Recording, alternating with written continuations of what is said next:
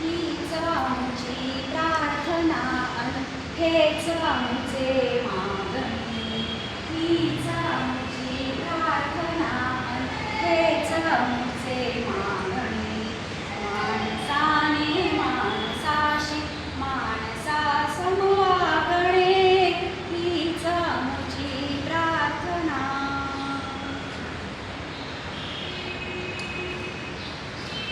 काय हो, नवरात्रात 10 दिवस जय माता दी म्हणून तुम्ही नामघोष करता आणि 10व्या दिवसानंतर तिलाच खाली मान घालायला लावतात, तिचीच रिकामपणा करतात. तुमचा हा दुटप्पीपणा पाहून ना मला खूप हसायला येतो आणि खिवही येते. हो, ओळखलं का मला? हो, मी तीच जिच्या गर्भातून तुमचा जन्म झाला. हो, मी तीच आई जिने हाडाची काढं करून तुम्हाला लहान झाली. हो, मी तीच बहीण जिने स्वतःच्या इच्छा मारून तुमच्या मंडपात राखली. आणि मी तीच पत्नी की जिने आई वडिलांचं घर सोडून पत्नी बनवून तुमचं घर सजवलं. हो, मी तीच. ओळखलं का मला? तुम्ही म्हणता मुलगा झाला की पेढे वाटतात. मुलगा झाला पेढे वाटतात आणि काय ढोल ताशाने नाचतात. आणि मुलगी झाली की चेहऱ्यावर 12 वाजतात. का? अहो, तुम्हाला हे माहिती आहे का? तुम्हाला वंशाचा दिवा हवा आहे, पण तुम्हाला हे माहिती आहे का? हे लक्षात येते का? वंशाच्या दिवाला जन्म देणारी ही पणतीच असते आणि मी तीच पणती आहे. वंशाचा दिवा तुम्ही हे म्हणू नका. जर ही पणतीच नसती, मीच नसती, तर तुमचा दिवा पेटला असता का? ना? या जगात मी काय नाही केलं. मी अंतर्घात केले, मी सीमेवर लढले, मी डॉक्टर झाले, मी इंजिनियर झाले, मी पंतप्रधान झाले, अक्षरशः राष्ट्रपतीही झाले. पण तरीही मला रात्री उशिरा घरी येताना भीती काय वाटली? या हजारो नजरा संशयाच्या दृष्टीने माझ्या आत्मात आणि आजही हुंड्यासाठी मला जाळलं का जाते? आई नको नको, अहो बाबा नको, आई नको,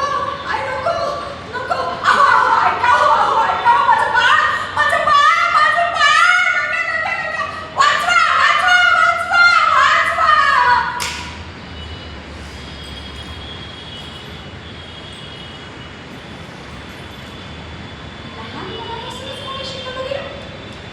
बोल, जास्त जोरात हसू नकोस, इकडून तिकडे उड्या मारू नकोस, मान घालून जा.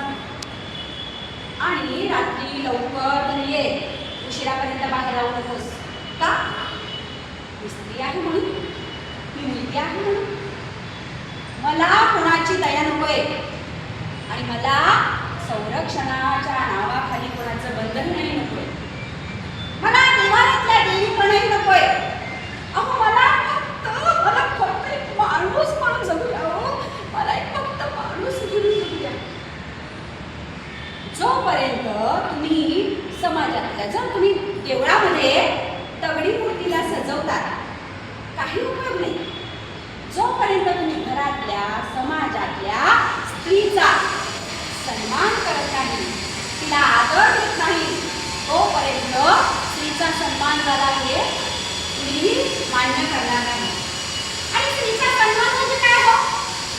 तिचा उगौरव करायचा, तिच्यावर कविता लिहायच्या, तिचं कौतुक करायचं म्हणजे स्त्रीचा सन्मान का? स्त्रीचा सन्मान म्हणजे तिच्या होकारालाही मान, तिच्या नकारालाही मान आणि तिच्या अस्तित्वालाही मान. तर खऱ्या अर्थाने स्त्रीचा सन्मान झाला असेल असं मी म्हणणार.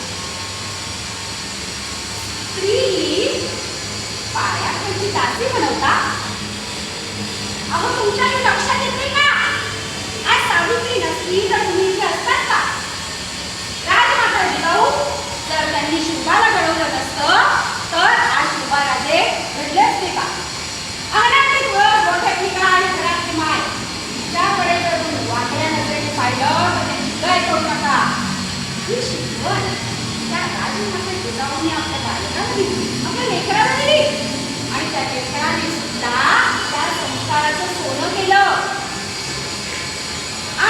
तो संस्कार त्यांनी जिवंत ठेवला. कल्याणच्या सुभेदाराच्या सुनेचं उदाहरण तुम्हाला माहितीच आहे.